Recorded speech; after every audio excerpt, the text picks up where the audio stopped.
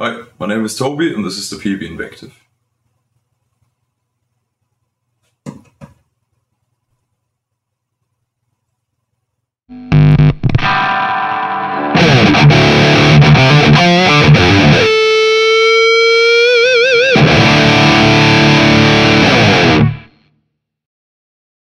So the Peavey Invective is actually the latest high gain amp from Peavey, and it's a 120 watt tube amp powered by 4 6/6 tubes, and it's actually a renewed 6505, so it definitely belongs to the 6505 family. So I got this beauty a few weeks ago and I spent a lot of time with it. And I have to say that I'm actually so surprised with this amp, or not surprised, but I was expecting to get something good, but I'm so satisfied with how it sounds and how it works. And I'm very, very pleased with all the features, so I thought I really have to make a video about this amp. So before I keep talking and explaining things, let me say first I'm going to introduce the Peavey Invective a little bit, and also whether it's really a 6505 or was it like a modded 6505, okay? So I'm going to explain a couple of questions you may have when you take a look at this amp. The last thing on this video will be some tips how to tweak it sound-wise, because I was doing some tests. And there are actually 3 things that really change the voicing of your amp a lot. It's one time the master boost, how you use it, because depending on the settings and whether it's enabled or not, it will change the fizz and the nature of your sound a little bit. Then it's the ratio between post gain and master volume. And the last thing is actually the wattage, okay, whether you drive it in 120 watt mode or in 60 watt mode. Alright, so I think this will be really, really good for you to know. Either way, if you're an Invective owner already or if you're planning to get this amp, I think these are like very good information for you to actually know. Okay, so since we're here on YouTube, I know that many of you possibly just came for the samples and to hear this amp. So in case you are one of those people, you can actually take a look in the description. So we'll post the timeline, and then you can easily skip to the part where I'm playing this amp. But I would really recommend you to actually watch this video, because I was getting a lot of information. I was going through a 130 pages thread on 7string.org where Misha was writing facts about this amp just to get the information I can give you in this video. So, I would really appreciate if you actually, take a look at what I have to say about this amplifier.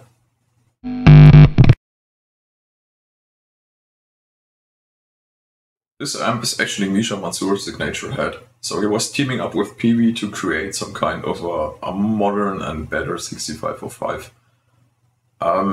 If you're honest, and if you played the 6505, or maybe if you like the 6505, you know that the clean channel is not really the best clean channel of them, and the crunch channel is kind of sounding okay, but mostly when you use the crunch channel, you usually use it for heavier stuff. Okay, whereas I have to say that with the Peavey Invective, the lead channel is the 6505 sound as you know it. The only difference is that it has a different output transformer, and then the crunch channel has been refined a little bit, so it still sounds like a 6505, but it's a little bit more flexible and a little more dynamic. And the clean channel, I think it's the biggest improvement or the biggest change to the 6505. Because the clean channel is so extremely clean that even when you use this amp on a 60 watt mode, and when you use high output active EMG pickups and crank the amp to the loudest level, it's still clean, okay? And when you were using a 6505 already, and when you tried the clean channel, even on louder volumes, or especially on louder volumes, I think you pretty much noticed that, the clean channel starts to distort straight away. So the only way to get some okay sounding clean sounds out of your 6505 was actually to roll back the volume of your guitar, or to use some lower output pickups and put the gain knob on the amp extremely low. Okay, and I will record it for you in case you do not believe me, so I will record it later. I will hook this amp up to my reactive loadbox, select the 60 watt mode, so the clean channel will start to distort even earlier. And even in 60 watt mode, I can crank this amp to the very loudest volume. And you can hear that with the gain of the clean channel being between 3 and 4, I'm still getting clean sounds out of this amp, even though it's cranked to the loudest volume possible, which is insane. So this amp also comes with a lot of nice features. So we have two different onboard boosts. I'm going to explain the difference of these two boosts in detail, but for now it's okay if you know that the first boost is actually for the clean channel. It's more like an overdrive, and the second boost is actually based on a Maxon OD808 or an Ibanez Tube Screamer. In case you're wondering, the old Maxons and the old Ibanez are actually exactly the same circuitry, so they are the same overdrive or distortion pedals. Okay, so the boost for a crunch and clean channel or crunch and lead channel are actually based off one of those. Okay, which is very nice because this allows you to get very tight and very high gain tones out of this amp without the need to use one of those between your guitar and the amplifier. When you use a clean amp, and if you want to, not really boost it, but you want to have more gain on this one, usually you end up having kind of a neutral level, so a neutral volume of your overdrive pedal, and then you adjust the gain to the taste and the tone to taste, okay? And this is exactly what happens here on the clean channel, because there is actually no level control, because really all you can dial in is some additional gain and some additional tube saturation and then some tone. So if you like brighter tones, you can actually turn it up, and if you like some darker tones, you can turn it down a little bit, okay? So this is working very well. Of course, it's programmable. You can store it by channel, or you can store it by preset. You can switch it on and off automatically, either with your MIDI controller or with the footboard that is coming with the Invective. And when we take a look at the boost from the crunch and the lead channel, there is actually a small difference. So when you check these knobs, they are labeled tone and level rather than tone and drive. And the reason for this is that when you boost a high gain amp, you don't usually boost it to have more gain, because amps like the Peavey Invective, 5150, Mesa Rectifier, whatever, they have more than enough gain on tap. So many people like to hook up like a Maxon OD808 or a Ibanez Tube Screamer in front of the amp, but not to add more gain, but rather to clean up the bass frequencies of your guitar pickups before you hit the preamp section that is actually driving or distorting your signal. So, the benefit of this is that you have a cleaner bass response because there's less bass being distorted, and these pedals usually also, increase your mids a little bit, so you cut through the mix better. Or even when you play solos, activating this, can make, your sound a lot better, and it can make your lead sound cut much better through the mix for the lead part. So, when you want to boost the crunch and your lead channel like this, you usually end up putting the drive of your overdrive to 0 always, okay? And if you use it, maybe you like the tone, you maybe turn it up just a tiny little bit, but usually when you have a lot of gain from your amp and a lot of gain from your overdrive pedal, it will sound like shit. And usually the standard setting is drive at 0, then you turn the level pretty much up and adjust the tone to taste. So the reason why you crank the level is, you are actually rising the volume of your signal before it hits the amplifier. And it is a similar effect to when you use high output pickups, because the hotter or the louder the signal is that goes into your amplifier, the easier it is to get a specific level of distortion out of your preamp tubes. So, boosting the gain with these pedals a little bit allows you to turn back the gain on your lead channel a tiny little bit, which results in less fizz, and it results in a much bigger and nicer tone without, as much mud as when you didn't use one of these. So I told you, you keep the drive off. So again, if we take a look at those knobs, they say tone and level, and it's exactly the same that you would use on one of those. So drive is completely off, and everything you have to adjust is just tone and the level, okay? So the boost of the crunch and the lead channel actually works exactly like the one from a Maxon OD808 or like a Tube Screamer. In fact, there are, nowadays there are so many pedals that are meant to boost your amp and to, to clean your bass frequencies a little bit. And you know, pretty much all of them have similar settings and similar knobs, so this is how you usually use these.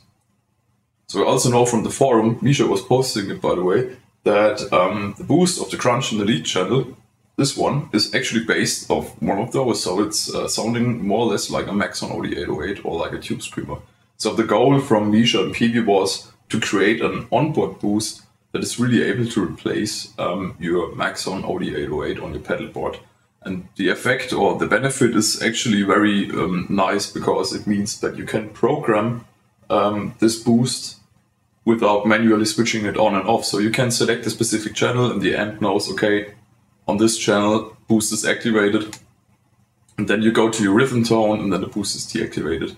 So, you know, I'm not playing so much metal and my tone doesn't have to be so tight, because I like to play some more like modern rock stuff, and I like to have like, you know, this amp sound that's not boosted. But when I play solos, I like the boost, and when selecting the lead channel for my solos, the boost is automatically activated and it's easy. So you know, instead of pressing 50 different buttons, you just have to press one button on the pedal board from the Peavey Invective, and everything is switched automatically. This is really, really nice. So they do not sound 100% the same, but I doubt that anybody will be able to really hear a difference between the Maxon OD808 and the onboard boost on a real-world scenario. I mean, if I was recording this amp and, you know, I would record some kind of a riff and let you A-B the Maxon OD808 and the onboard boost, then you would maybe hear a difference. But let's say you're on stage and you're boosting your amp to get some very tight sounds. Nobody in front of the audience will be able to hear like, okay, he's using a Maxon OD808 right now, and in the next riff he's using the onboard boost, because, you know, you don't really have a reference and it sounds fairly well enough. No, I also don't think that the onboard boost really needs to be exactly the same as the OD808, because there are so many people using so many different boosts. In the end, it just depends whether you like the result or you don't like it. What I can tell you and what I can promise you is that when you engage this boost on a crunch lead channel, it behaves exactly the same way as the Maxon. Okay, so it removes a little bit of the bass. The bass response is getting a lot tighter, and you can crank the resonance to make the bass loss up. And you have a lot tighter bass response with this amp now.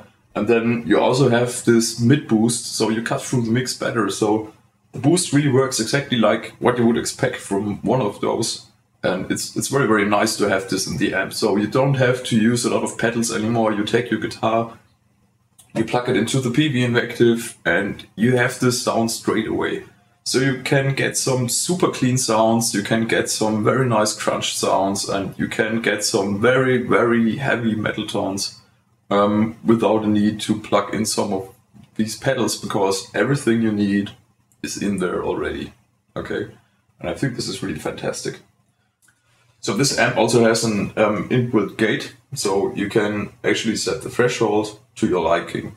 And the gate is working in front of your power amp, in front of your preamp section, which is nice in my opinion, because, well, you know, it means that when you have a particular guitar or a particular setup, you adjust the threshold of your gate one time and then it's fine. Okay, no matter what volume or no matter what channel or channel volume you play at, you know, the gate will open and close reliably. Okay, it's no problem. So you usually have the gate in the FX loop on 65/5s, for example. Many people do it this way, because when you turn the amp up and when you are on the lead channel, there's a lot of noise that is coming out of your speakers. And by putting the gate into your loop, the signal will be cut off before it goes into your power amp section. So, you know, your amp is perfectly silent. I think you do not need it with the Peavey Invective, because this amp is actually by far not as noisy as you are used, you know, when using a 65/5. So in fact, I got different Marshalls and stuff here, and I have to say that the Invective is not any noisier than my Marshall JVN 410. Okay, so it's not really a big problem, and I really like the decision to keep the gate in front. So, you know, you set it up for your guitar one time and that's it. So, like I said, it's a 120 watt tube amp. It's all tube. You have 4 6 and 6 power tubes that can easily be switched. So you can actually use KD88 6550 tubes, you can use EL34, and you do not have to mod the amplifier. Everything you have to do is to rebias it. And rebiasing this amp is very easy because there is an external bias point. Everything you have to do is you have to unscrew the backplate, underneath or behind the amplifier. And there is a small connector where you can actually plug in your multimeter and you can check the bias of each individual tube. So in fact, I was rebiasing this amp already. I'm running the stock bias, by the way, in case you're wondering, because of my recorded samples. The stock bias is pretty cold, so I think it's 26 MA. So many people like to run the 606 power tubes a little hotter, but I just stick to the manufacturer recommendations mostly. So when you change to EL34 or something else, it's no problem. You just have to, adjust it to the right bias, and that's it. So, there's no soldering. You do not have to take the entire amp apart. There's nothing you have to worry about. Everything you will have to do when switching tubes is pull the old tubes out, put the new tubes in, rebias it. It's a 10 minutes job and you're done for a couple of years and you can keep playing, okay? So it's very easy. You do not really have to go to an amp tech and you don't really have to be worried that you fry yourself because you touched something wrong inside of the amp. Because working on these amps is, very dangerous if you do not really know what you're doing. It also has a lot more nice features because you can switch it or you can use it in 120 and 60 watt mode. So in the 60 watt mode, the two outer 606 tubes will be switched off. So obviously, if you just have half the power tubes, it means you also have half the wattage. But you have to make sure you use the right impedance, because when you switch to the 60 watt mode, you also have to change the impedance switch for your guitar cabinet, okay? Because if you take a look at the impedance switch of the Invective, you can see on the left side. So when you take a look at it, you can see on the left side there is the impedance settings for the 120 watt mode, and on the right side is the same settings for the 60 watt mode. So, for example, when you use an 8 ohm cap, on the 120 watt mode, you have to use the center position, and when you switch to the 60 watt mode, you have to use the upper position. So make sure you actually, notice this, because otherwise you can easily fry your power section of this amp. Okay, it's very important. You also have a master boost, so not boosting your gain, but it's for boosting your volume. But it's also adjustable, so you can set how much of a boost you want. And then you can activate it via MIDI, or you can activate it with the foot switch. So in case you're playing live and you want to stick out of the mix because you're going to play some solos, you can actually use this master volume boost. And you can also tweak it to the desired level of boost or volume increase, which is very nice. Then you also have two different FX loops, which are programmable. So you can hook up different pedals in these FX loops and program MIDI presets. For example, in lead 1, FX loop 1 is active. Maybe there is a very short delay and reverb for some kind of atmospheric stuff. And when you select your lead 2, the amp will automatically switch off FX loop 1 and activate FX loop 2, where it's maybe a delay with a longer delay time and no reverb at all, okay? So it's very flexible and you can easily set it up. I was catching up from Misha that one of his requests to Peavey was actually to have very, very clean and very nice sounding FX loops that do not change the sound of your guitar at all. Because one time, obviously, it's always nice to have your true guitar tone, so the FX loop is not making the sound dull or sounding different, frequency-wise. And the second reason is that Misha actually likes to use an XFX into the power section of some real heads, okay? And he wanted the amp to be very, very compatible with modelers. So when you want to play an XFX live, for example, you can easily hook it up into the power section of the Peavey Invective, okay? And it will just sound like a charm. So you can always use a preamp section or a preamp simulation on your XFX and directly hook it up to the power amp of the Peavey Invective by using one of the FX loop returns, and then you have a perfect sound. Okay, so it's really, really good. I was trying this with a couple of different amps, so I was trying it with a Huge & Kettner, and I was also trying it with my Marshall, and I figured out that the Huge & Kettner, for example, sounded okay. It was a Grandmeister 40 Deluxe. But the problem is the Grandmeister had 4 different channels, but also changed the tonality of the power tube section. So you know, your modeler was sounding different when you switched clean, crunch, and lead channels on your Grandmeister, whereas your sound is just going to the power section, so it's a little bit weird, okay? So you don't really know which sound you have to take. And I have to say, on my Marshall JVM, it was not really sounding that good. So I stopped using a modeler in the power amp, and I was looking for an amp that gives me the tone and flexibility that I need without hooking like 50 modelers and effects into one power amp section, okay? This is actually, in the end, the reason why I got the Peavey Invective. The FX loops are also very clean. I tried it, so you know, I was running some test signals through this amplifier, directly recording the output between the amp and my cabinet. And then I was using some frequency analysis to check whether the FX loops really changed the sound of the amp, and they didn't.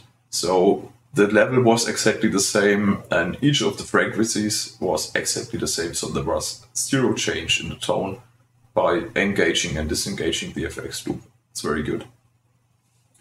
You also have a DI output with a speaker simulation, so in case you want to have a consistent sound, or in case you want to quickly record something in your DAW, you can use some kind of an XLR cable and directly hook the amp up to your audio interface. It's no problem.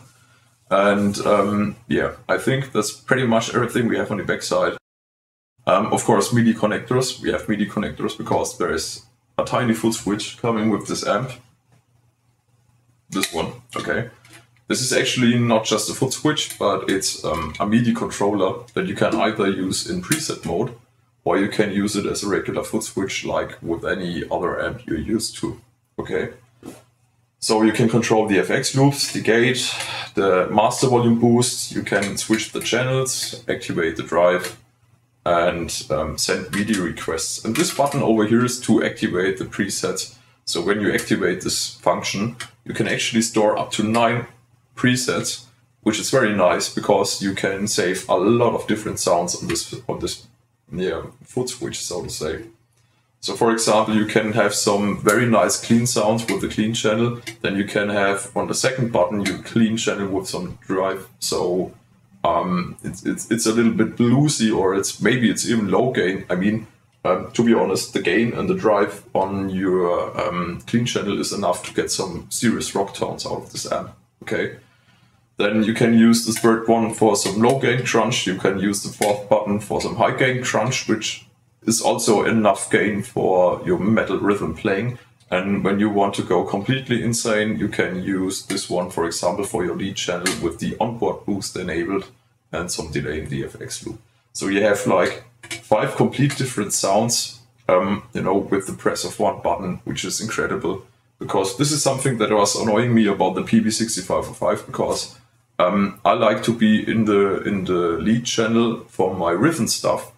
And I do not usually use a booster on my lead channel, okay? So when playing rhythm, I do not use my Maxon, okay? But when I'm playing solos, I want to use my Maxon, okay?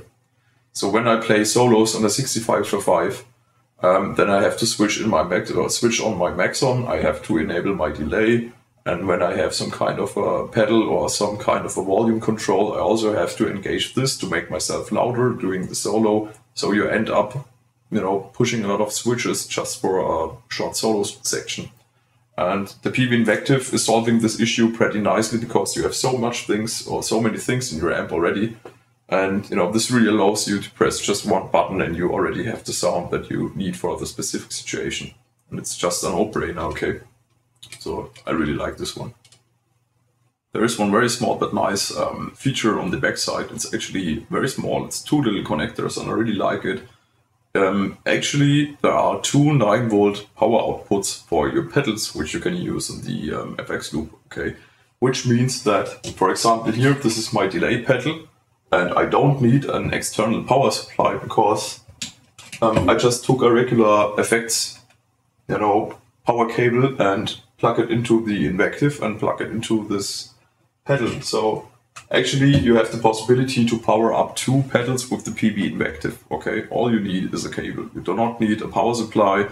So, you know, if you have one free slot for your connector, so you can actually power up the Peavey Invective, you can actually power up all the pedals. It should also work with daisy chaining because these outputs, you know, they are very powerful. So you can also use bigger pedals that need more output. But I don't really know how it works when you're daisy chaining it, because I don't think the problem is that the Peavey is not delivering enough power, but the problem with daisy chaining is that you usually get some ground loop somewhere or some hum and buzz happening, so the sound will be bad. So I didn't try it out. Maybe you can try it, but at least I wanted to say there are like two power outputs on the backside of the amp.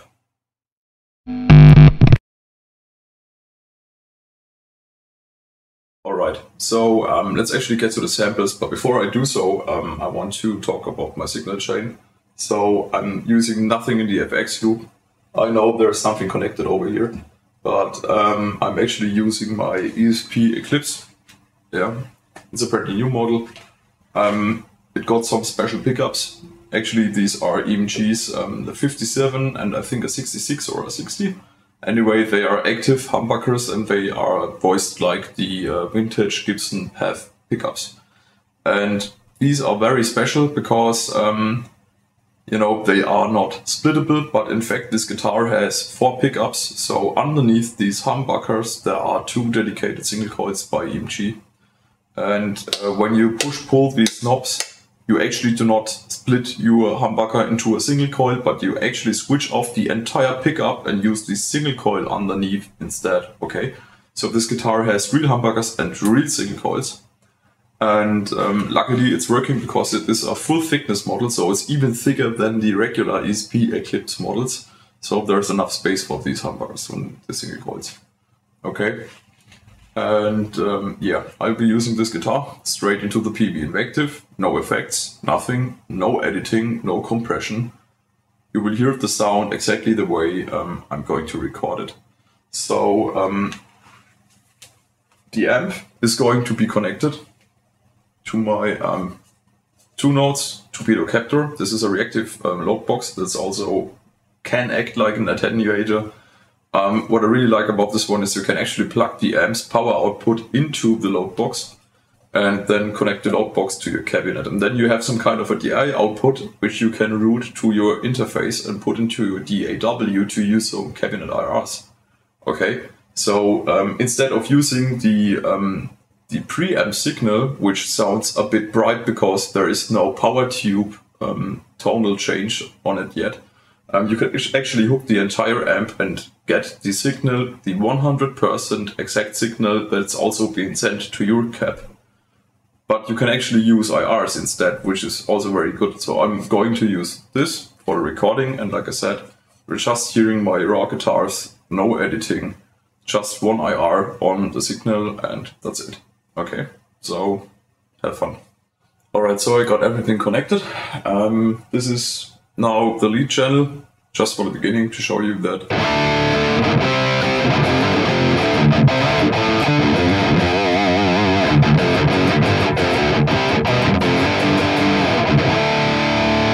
So this is the raw sound. This is really what you get when you record it, okay?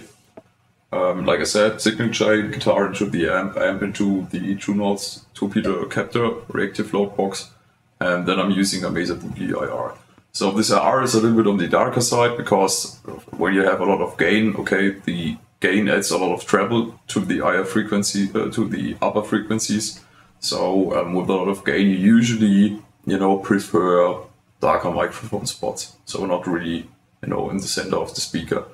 So I'm playing even the clean channel through this darker spot. So, there are better IRs for the clean channel. It doesn't sound as dark in the room, and when you record it properly, of course it sounds very, very good. And let's actually switch to the clean channel. Okay, boost is on, let's disable the boost. And let's put everything at 5. So the post gain is cranked on the clean channel. So when I now crank the master volume, the gain is cranked completely on the 60 watt mode, okay? So this is the sound.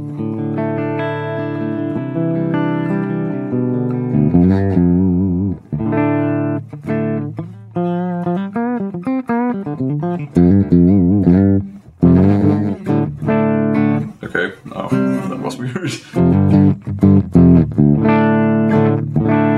Okay, so I told you, you know, this is changing the voicing of the amp a lot, but I keep it cranked, and I will now crank the master volume, so the amp is running at loudest volume.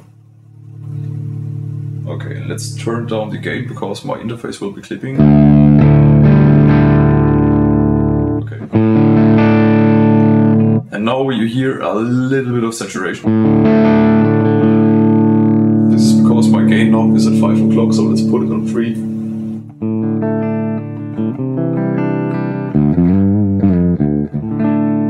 Okay, so this is with volume on the guitar cranked, tone knob cranked. I'm not using the single coils, I'm using the EMG 57 active pickup on the bridge position. And this is how clean the sound gets. I mean, the amp is fully cranked right now, okay? So it's not even meant to be played at this volume, because like on the most amps, when you know, the amp sounds better the louder it is, but when you hit some specific point, it starts to sound like shit. And usually, like a general rule of thumb is that when you play live and you crank the amp, you usually do not want to go past half of the master volume, okay? Or let's say past of the combined volume of post gain and master volume. So post gain is cranked, so this is the loudest the clean channel can get. And then the master volume is also cranked, so this is like insanely loud. Okay, if I wasn't using a loadbox, I would now blow the house apart. So it's still clean. It's still cleaner, way cleaner than what you could ever get with a 6505. Okay, and I think this is a really big improvement. And if you switch to a single coil.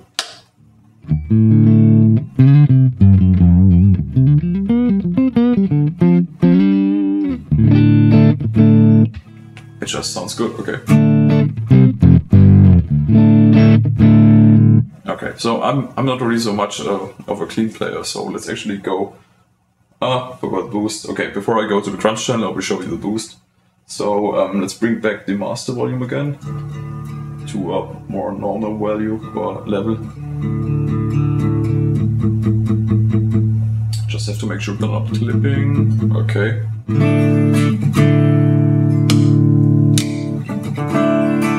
Bridge pickup again, so it's the EMG 57. Let's activate the boost, everything at noon.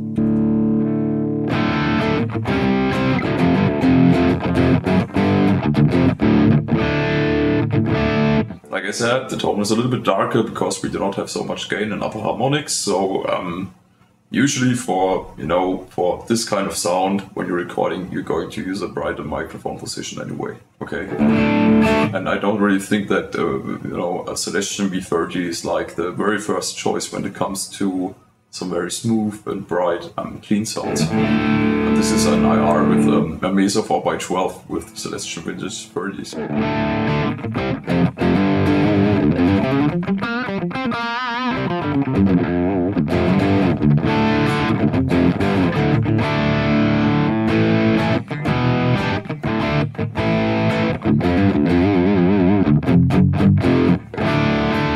Okay, so this is the clean channel with the boost.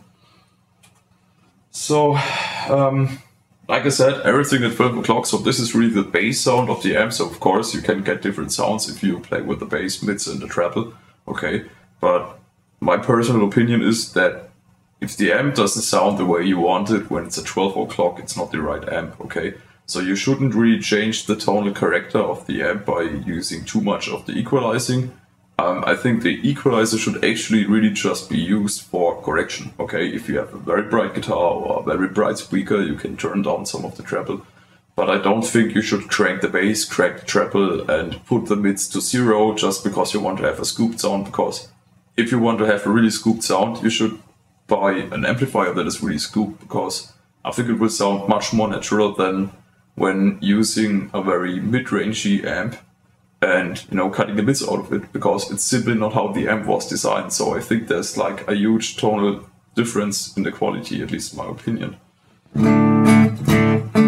Anyway, so let's go to the crunch channel. And here we have the boost and the gate. So I'm now deactivating the gate and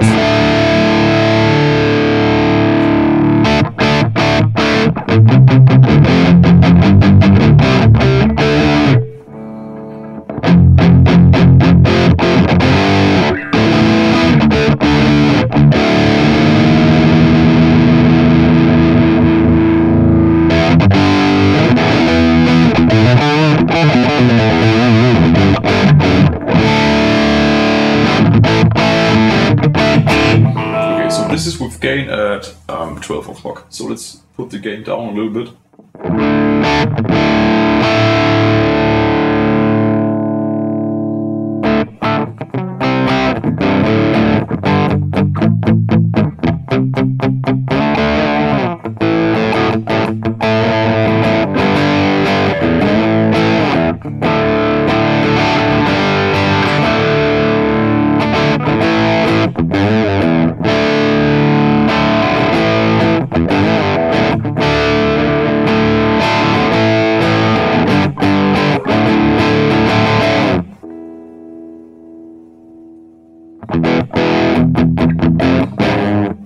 Oh, that was bad.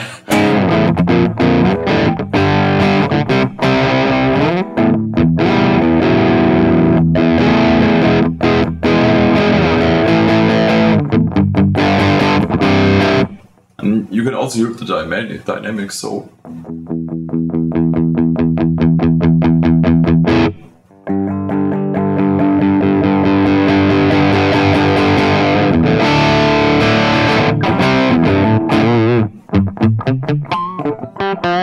okay, so it's still pretty dynamic, and this is something I really like. Okay, so this is the crunch channel, but if you crank the gain pretty high, let's stay short before 7, because if you go over 7, somehow the crunch channel adds a lot of fizz. Okay, and if you stay below 7, it actually sounds normal. Okay.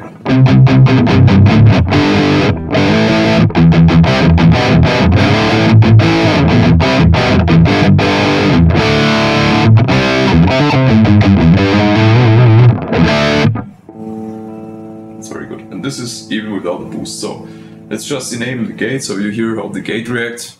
And it's silent. That's it. So I got it at 2. So it's pretty low.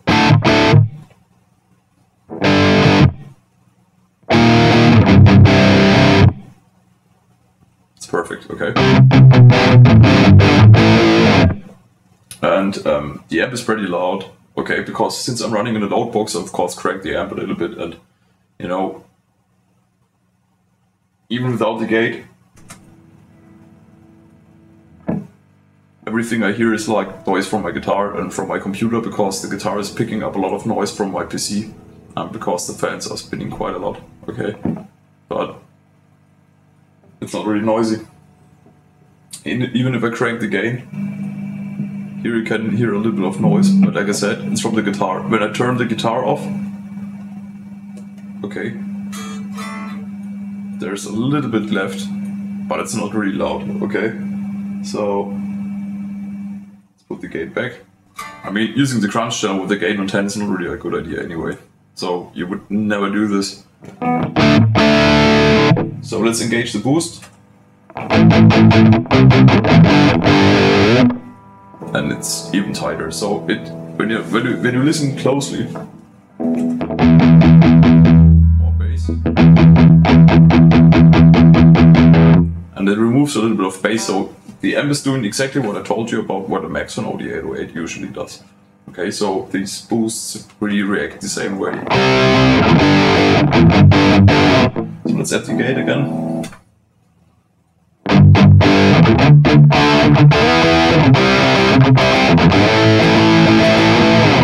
Okay, it was a little bit from Green Day, but anyway.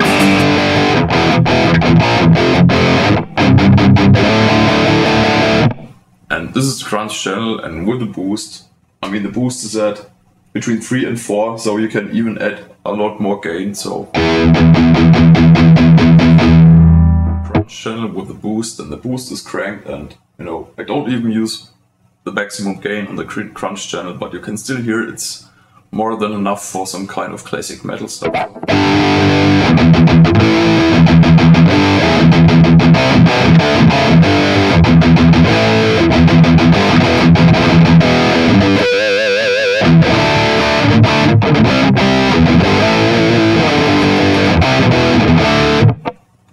Right.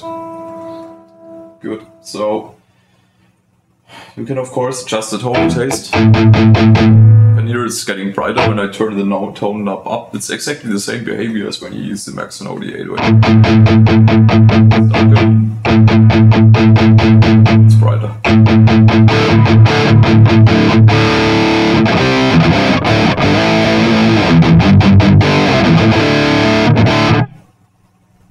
Okay, so that's the crunch channel. And like I said, it has more than enough gain, but usually I would recommend to stay below 7, because if you go above 7,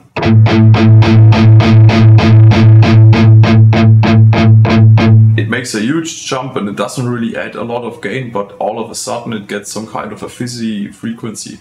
It's not too easy to hear on the IR, but if you do it in the room with the real cabinet, you can really hear it. And you know, you just slightly turn it up and all of a sudden there's a little bit of fizz. And this is why I really like to use the crunch channel below 7, but use the onboard boost to get, you know, some additional gain if I need to. Okay, and it's very, very good for classic rock stuff.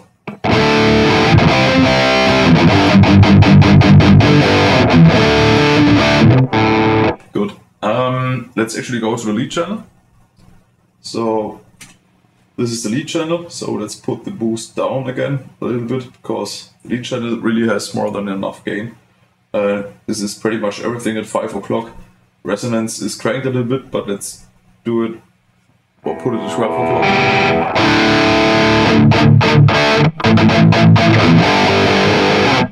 Let's shoot the drop G again.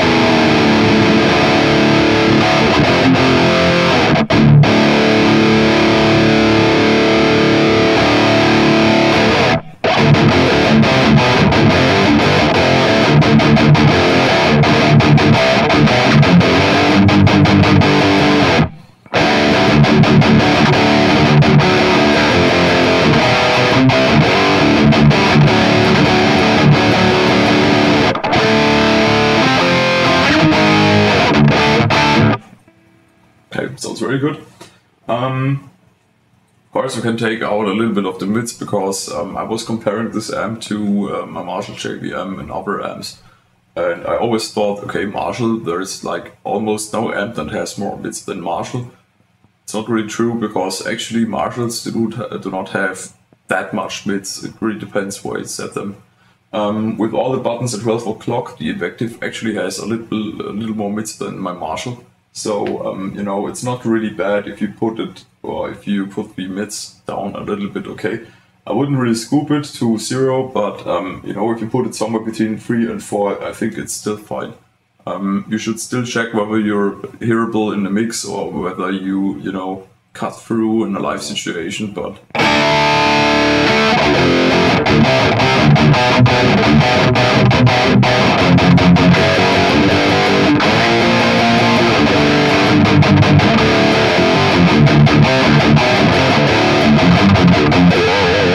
Okay, so...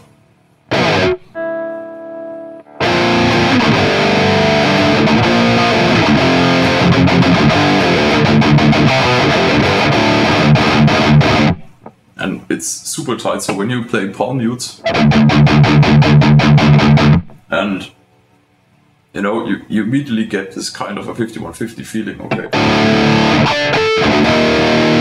And it reminds me a little bit of Machine Head, so they also use the 5150 block ladder.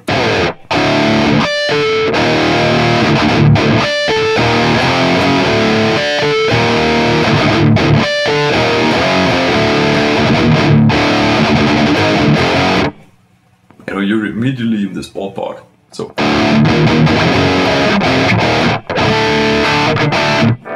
Good. But to be honest, I really like this amp the most with like everything at 12 o'clock. But when I use the boost, you know, since it removes a little bit of the bass, I like to keep the resonance a little bit higher.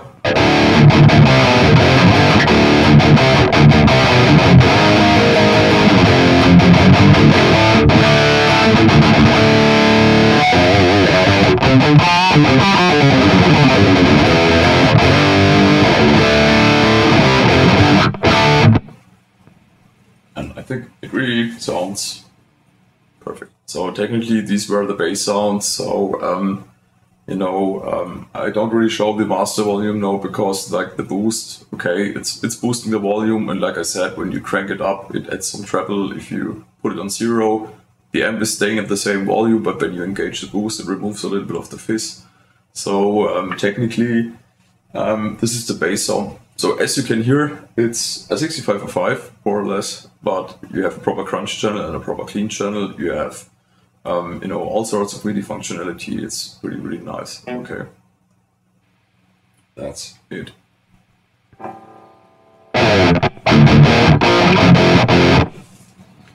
Okay, now let's try a tighter setting on the noise gate.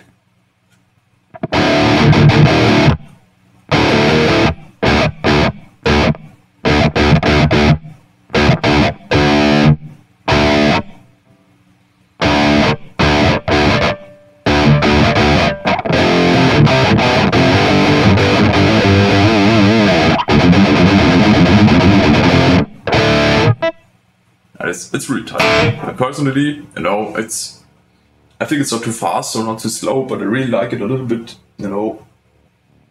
set lower on the threshold. So I really like it somewhere between 2 and 3, mostly being on 3.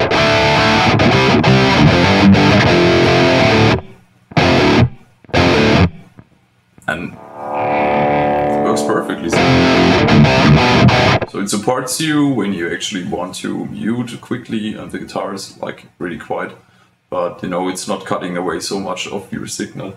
I really like it this way because when you play solos and when you're not playing 100 perfectly nice, it will not immediately mute your notes you're playing, but when you put it a little bit higher, you really have to play more accurate, but therefore you have like, a more noticeable gating effect, but it all depends on your liking. I mean, this is the reason why we have the threshold knob after all. So if you want a very tight gate, turn it up. If you want a soft gate, turn it down. If you want no gate, turn it off. Okay. I don't really think it's a problem that this amp has a gate. So many people are complaining about the gate being in front of the preamp. If you really absolutely need a gate in the FX loop, then put a gate into the FX loop, because I mean, this is what you have to do on a 6505 as well. So if you don't like the inbuilt gate, then the amp is not worse just because you don't like this particular gate. I mean, it's, depends on the sound of the amp after all. You have to like the sound, not the gate. So there's one small thing I want to show you. I will explain it in detail later in the video, but this also matters to the tone. So this is like the sound with the post gain pretty high and the master volume pretty low.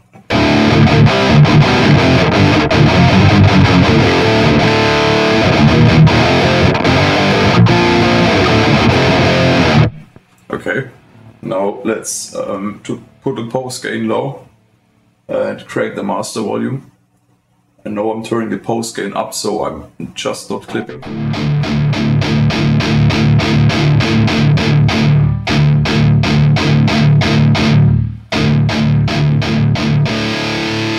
Okay, so you can hear immediately it's way more fizzy.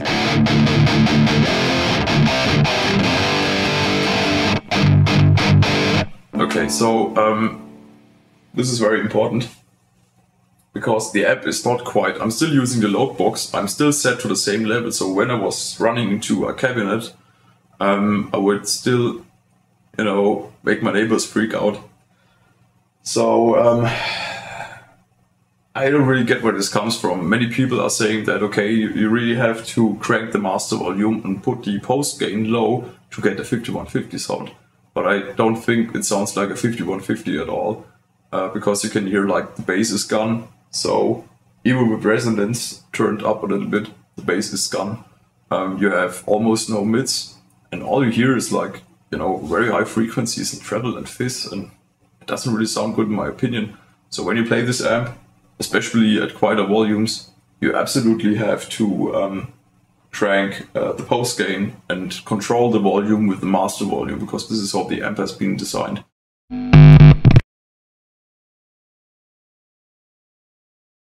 Alright, so we're coming to the end of this video, almost, because there is something I still want to share with you.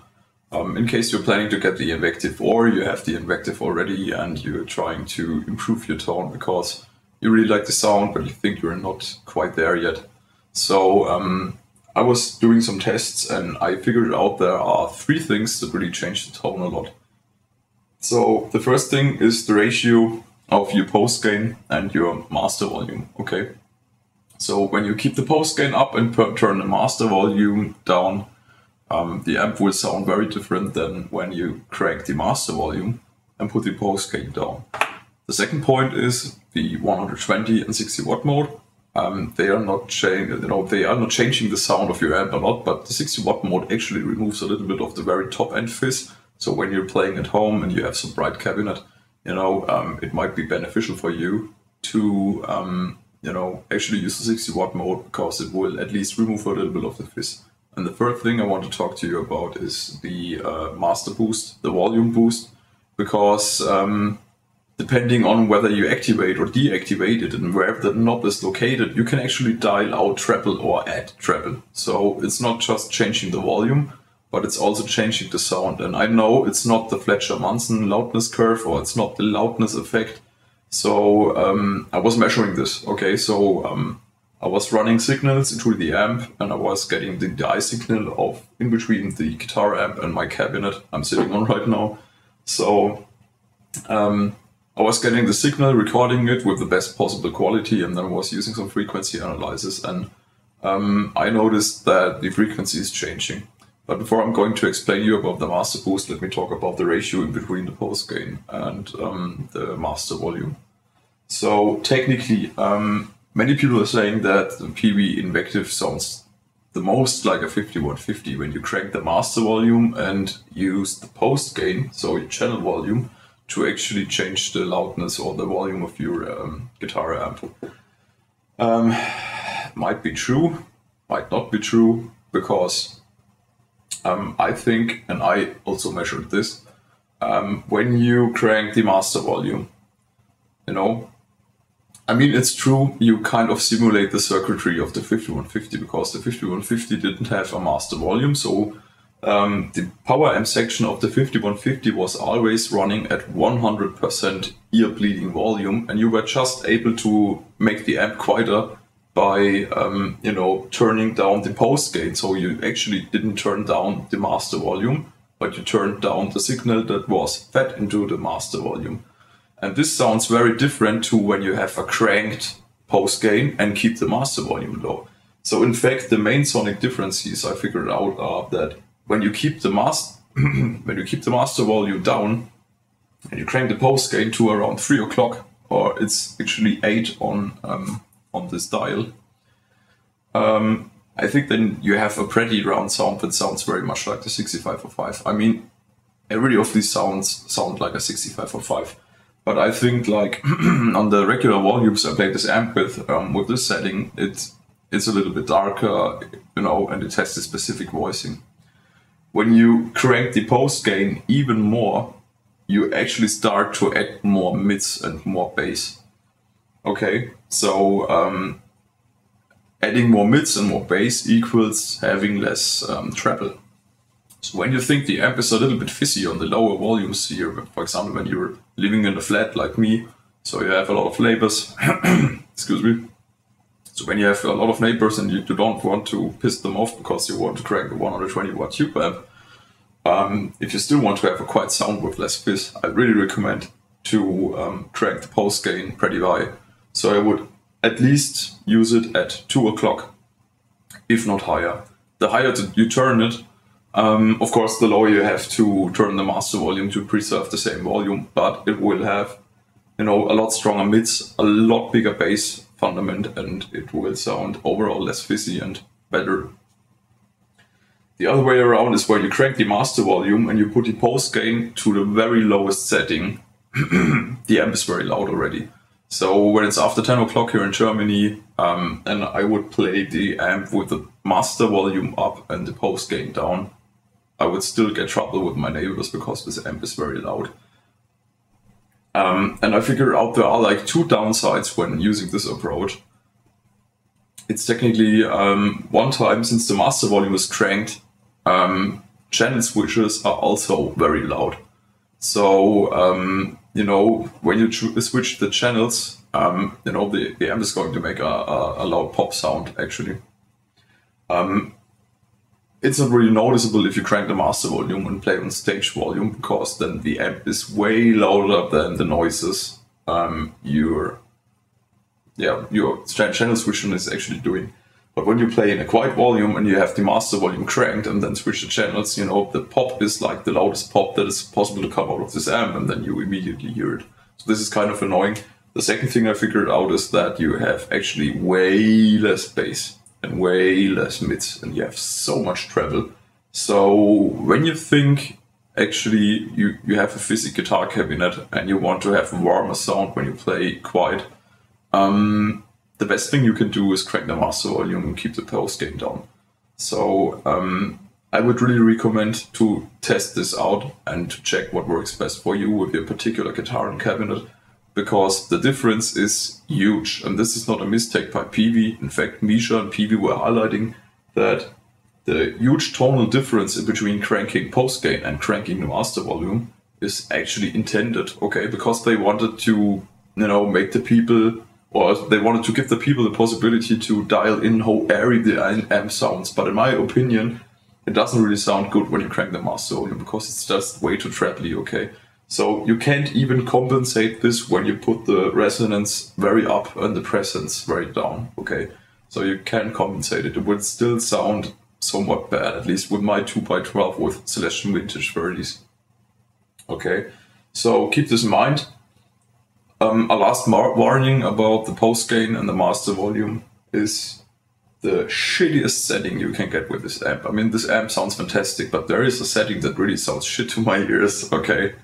The shittiest setting is when you have the master volume on 1 and the post gain of your lead channel on 3, okay?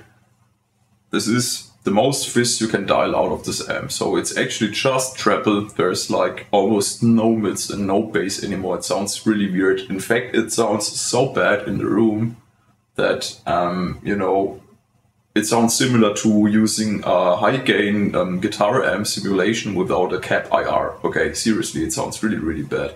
But as soon as you crank the post gain a little more, it suddenly disappears. I don't know why this happens.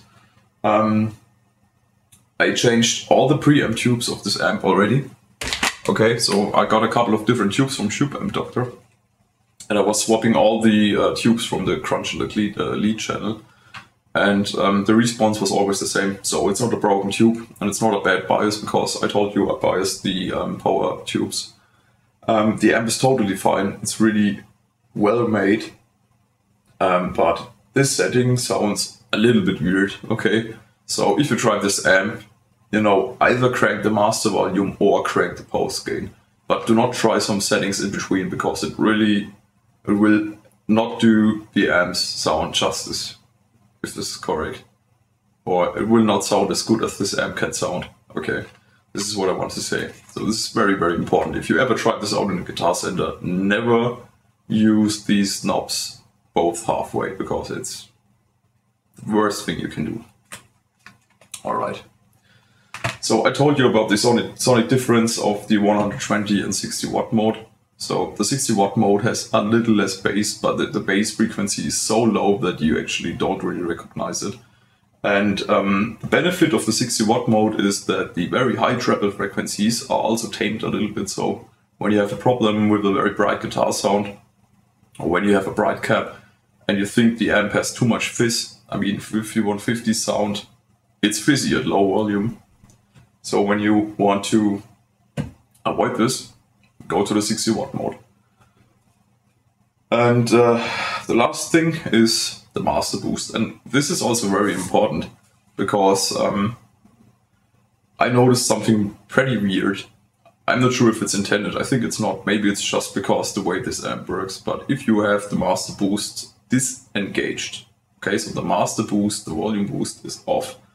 The treble response of this amp is normal as you expect. When you turn the master boost to 0, so on the backside of the amp, okay, so there is no volume increase when you push the master boost button. It will still change the sound. In fact, it removes a lot of the fizz. I don't know why this happens. So the amp is not going to be louder because the master boost is set to 0, but when you still activate the master boost, the fizz is all suddenly gone, okay? This can be useful for you if you think the amp is fizzy. But it can also be bad, because if you don't know the boost is activated, you actually need the foot switch to see whether the boost is on or off. You can't switch it by hand, okay? So I would really suggest and totally recommend to add the foot switch and check if the boost is enabled, because if the boost is enabled, the setting of your boost knob will change the tonality a lot. And it also works the other way around. So when you crank the master boost to 10, so when you hit the boost button, the amp is getting insanely loud. It adds a shitload of treble, so it will sound very, very fizzy. And if you don't know this and the boost is enabled and you try the amp in the guitar store, you will not hear how beautiful this amp is sounding in reality. This is very, very important. So in case you're wondering, okay, so when I'm adding the master boost and, you know, setting the boost on 0 is darker and setting the boost on 10 is brighter and much, much louder, what is the setting where the frequency response of the amp stays the same? And I can tell you because I also measured this again. And if you set the master boost on the backside of your amp to 4, okay, then you will get a nice louder volume when playing solos. But what's very important is that the frequency response is perfectly flat, okay? It may sound a little bit different in the room because due to the loudness effect. So when you have louder volumes or when you have louder signals, they sound better because the bass and the treble sound more intense. Okay, but you can also use this, you know, for your benefit. So for example, if you want to have you know, more treble on your solos, you can actually crank the button a little bit more to have some more treble. Of course, it's also making your amp a lot louder, so maybe the guy, you know, the front of house is getting mad at you because you have like insane volume jumps when playing live, okay? So you kind of have to figure it out. But I noticed that when you put it in 4, I measured it, the frequencies suddenly stayed the same and there is a good boost, but it's not too quiet and not too loud. And I really recommend using this setting. Okay, so what I really want to tell you is when you tweak this amp, play with the post gain to master volume ratio. If you think this amp is too fizzy, put the post gain up at least to 3 o'clock and change the volume of your amp using the master volume. And then if it's still too fizzy, I recommend using the 60 watt mode. It will not really make the amp quieter because if you want twice the volume, or at least twice the perceived volume, you actually need 10 times the power. So it actually means you know, to be half as loud as 120 watt, you need a 12 watt Peavey Invective, but you still have 60 watts. And if you actually calculate this, it's like 15-16% quieter, okay? So your ears will still bleed, your neighbors will still complain. Alright, it's not really quieter, it just removes the fizz a little bit and the clean channel breaks up earlier. But like I told you, the clean channel is not even breaking up without the onboard boost, okay? So you can try this. And last, if you still have too much fizz and if you do not need the master boost for live situations, you can actually connect the foot switch, switch the boost on the master boost, the volume boost, okay, not the overdrive. Switch the master boost on, but turn the button on the backside of the amp to 0, and this will cut a lot of your treble frequencies. Okay, and this should really bring your sound into the ballpark.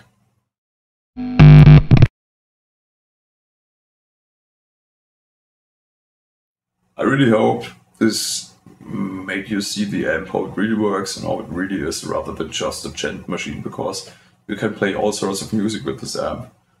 It's not just meant to be played with metal, and you know, compared to the 6505, I mean, this is really flexible. I mean, even if you don't compare it to the 6505, it is flexible, okay? So if you have a chance, I would really recommend to give this amp a try if you like the 6505 sound, but you're looking more into a modern amp with new features and similar things.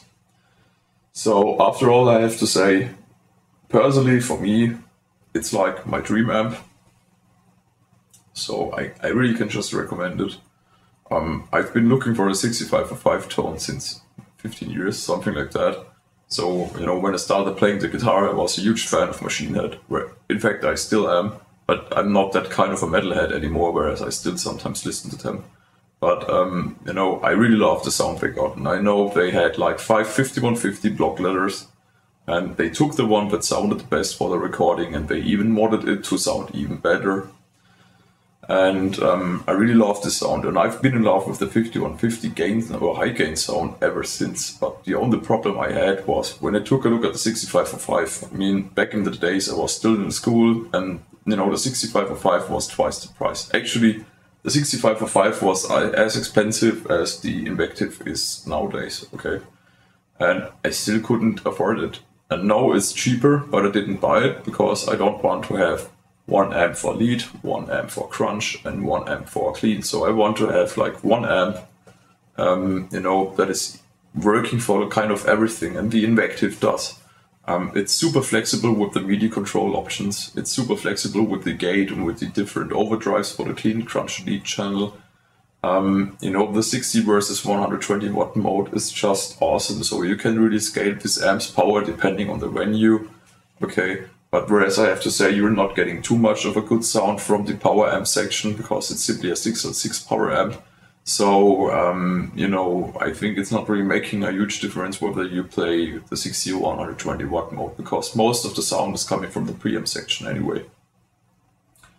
I mean, the DI out is great, the FX loops are great, you know, you have a MIDI through connection, everything feels nice and solid. So, I told you my opinion about this amp. It's great, and I feel at home with my tone right now, so I can kind of rest in peace. But I think I also need some rest because it's very late now. I started to record this video 6 hours ago and now it's 11 PM, so I think I might need some sleep. So I spent really a lot of time, you know, trying different things and recording this amp and checking the settings and the sonic influences, and believe me, it's a good amp, okay? So, like I said, I would really recommend for anyone who loves the 6505 and wants to have like a more flexible or a more modern 6505 amp, try this amp. I know it's expensive, but it might be just the perfect amp for you. So if you like this video or if it was useful for you, I would really appreciate if you can give me a thumbs up. And if you have any questions about this amp in particular or about my recording setup or whatsoever, just drop me a comment, okay? And otherwise, I would say see you next time. Bye.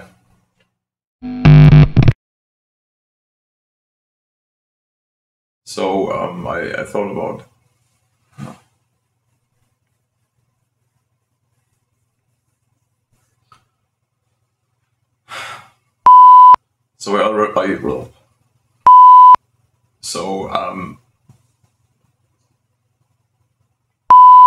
So I already got this amp some time ago.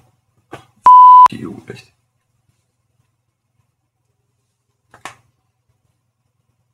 It's very, you know, clean.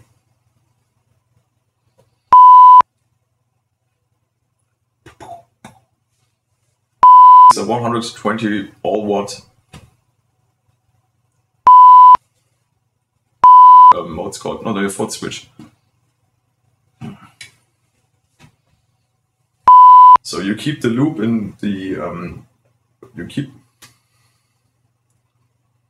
So you usually have the loop in. So you usually have the